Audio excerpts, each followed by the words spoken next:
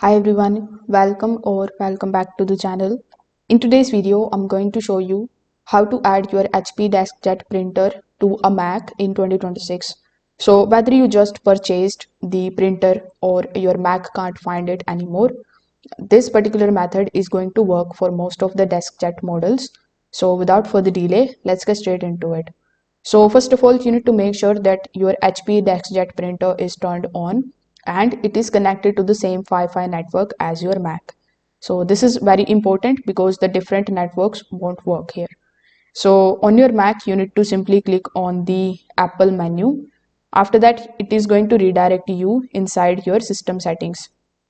You can also get access to the system settings by clicking on this settings option here on your Mac. Now, once you are inside the system settings, among the given options in the left hand side, you need to look for the printers and scanners.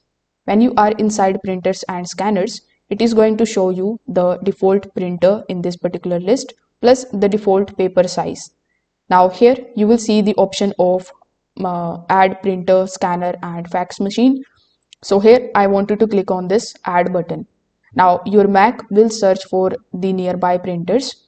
When you see your HP Deskjet printer appears in this list, simply click on the option of add.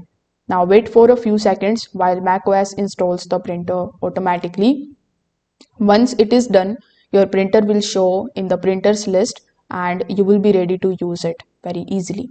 So if you don't see the printer, you can also simply add a printer again and then you can go to the IP tab.